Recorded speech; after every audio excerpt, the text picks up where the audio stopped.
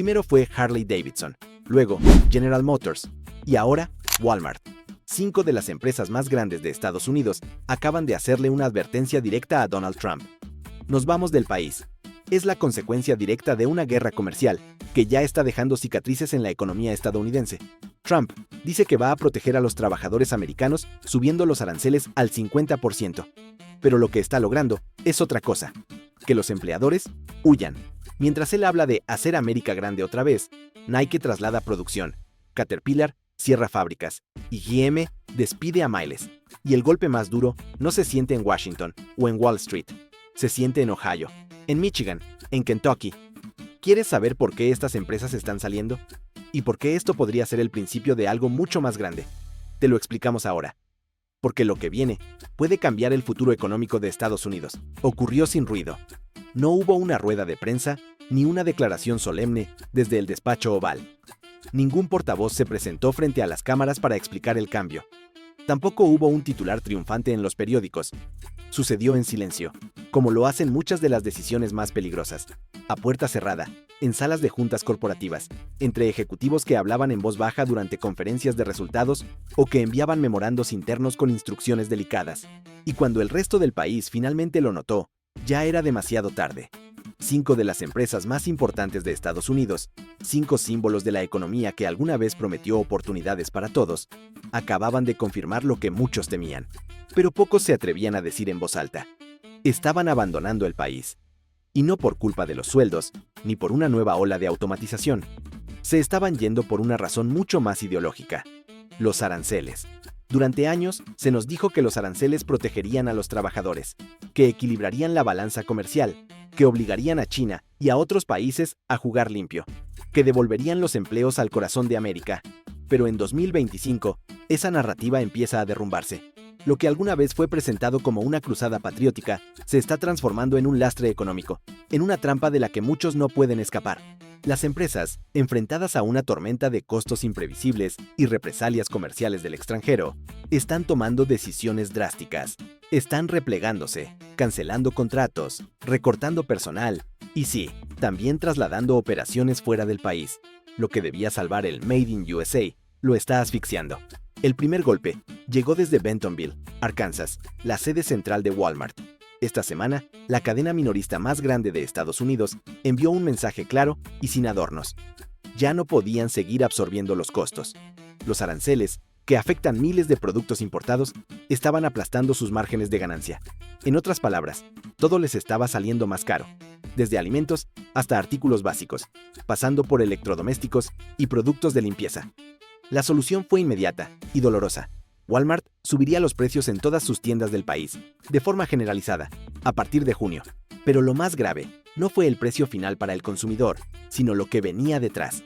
Junto con el aumento de precios, Walmart anunció que reduciría los pedidos de miles de productos, pausaría contratos con proveedores y retrasaría los reabastecimientos. En términos simples, eso significa menos producción, menos transporte, menos distribución y, por lo tanto, menos empleo. Uno de los directivos lo dijo sin rodeos: nos estamos quedando sin margen de maniobra. Y si Walmart, con su capacidad de negociación global, está al borde del colapso operativo, ¿qué pueden esperar las empresas más pequeñas? En este punto, si valoras este tipo de análisis, el que no encontrarás en las ruedas de prensa oficiales ni en los discursos de campaña, te pedimos un favor. Suscríbete al canal, activa la campanita y deja tu apoyo. No solo nos ayudas a vencer al algoritmo, sino que nos permite seguir investigando lo que otros prefieren callar. Ahora sigamos, porque esto no termina aquí. De hecho, apenas comienza. Desde el norte, en Detroit, llegó el segundo aviso. General Motors y Ford, los dos grandes emblemas del automóvil estadounidense, tomaron una decisión que sorprendió incluso a los expertos más veteranos. Retiraron sus previsiones financieras anuales. Ya no podían garantizarle a los inversores lo que iba a pasar en los próximos meses. ¿La razón? Los aranceles estaban provocando un caos total en los precios de materias primas fundamentales, como el acero, el aluminio y los chips electrónicos. En palabras simples, fabricar un coche hoy podía costar 10% más que la semana pasada, o incluso 50% más, sin previo aviso. Esa incertidumbre, ese terreno movedizo, hace imposible planificar. Ford ya comenzó a detener algunas líneas de producción. General Motors ha recortado parte de sus inversiones previstas. Y no son los únicos. Stellantis, el conglomerado dueño de marcas como Jeep, Chrysler y Dodge, despidió a 370 trabajadores en Indiana. En su comunicado, no hubo ambigüedades. Es por los aranceles del presidente. No se trataba de falta de demanda, ni de ineficiencia interna. Era el resultado directo de una política que ha convertido a las materias primas en objetos impredecibles y a la industria nacional en una víctima de sus propias fronteras. Aquí no estamos hablando de fábricas obsoletas ni de empleados poco competitivos. Estamos hablando de una industria que quiere sobrevivir, que quiere fabricar en Estados Unidos, pero a la que se le están cerrando las puertas desde adentro. Los costos no son solo monetarios, también son políticos, sociales, culturales. Cuando una empresa decide dejar de producir en casa, no solo se pierden empleos, se pierde parte de la identidad. Pero aún quedaba un golpe más. Uno que no venía con cifras financieras, sino con una carga simbólica devastadora. Si hubo una empresa que encarnó durante décadas el espíritu rebelde, libre y profundamente americano, fue Harley-Davidson. Son la promesa de la carretera abierta, del rugido del motor en la Ruta 66, del cuero, las gafas oscuras y el orgullo de llevar algo que dice, esto fue hecho aquí. Pero ya no. Esta semana, Harley-Davidson anunció que 3 de sus modelos más representativos, la Pan America, la Sportster S y la Nightster, dejarán de fabricarse en Wisconsin. Ahora se producirán en Tailandia. La decisión, envuelta en eufemismos corporativos, fue presentada como una estrategia de crecimiento, una forma de adaptarse a los mercados internacionales. Pero en Milwaukee y en Menomonee Falls, donde los trabajadores ven cerrarse las puertas de las fábricas, el mensaje fue claro. Esto es deslocalización.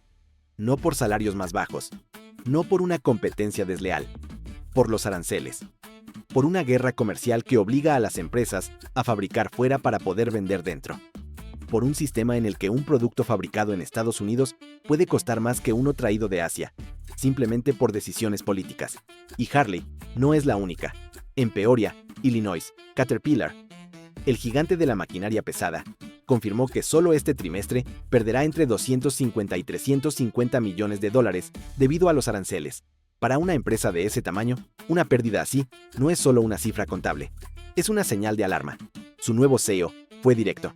Están evaluando acciones de mitigación a largo plazo. Eso, traducido, significa que estudian mudar parte de su operación fuera del país. Tal vez no toda, tal vez no ahora, pero lo suficiente como para sobrevivir en un mercado donde producir un bulldozer en suelo americano se ha vuelto una carga. Y luego está Nike, el gigante del calzado deportivo, que no necesita presentación, comunicó a sus socios comerciales que a partir de junio aumentará los precios entre $2 y $10 por par de zapatillas. La razón no está oculta.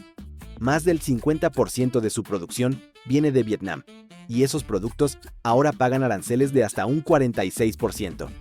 Nike no puede absorber ese impacto sin dañar sus resultados, y como ocurre siempre en estas situaciones, la factura final la pagará el consumidor. Lo que empezó como una estrategia para recuperar empleos, hoy encarece el calzado, vacía las estanterías y siembra incertidumbre en los comercios. 5 empresas, 5 sectores distintos. Un solo problema: la política comercial. Lo que parecía una jugada estratégica para reposicionar a Estados Unidos en el tablero global, está convirtiéndose en un boomerang. Uno que regresa con fuerza y golpea justo en el centro de la economía nacional. Compañías como Polaris, fabricante de motocicletas Indian y vehículos todoterreno, han dado un paso atrás.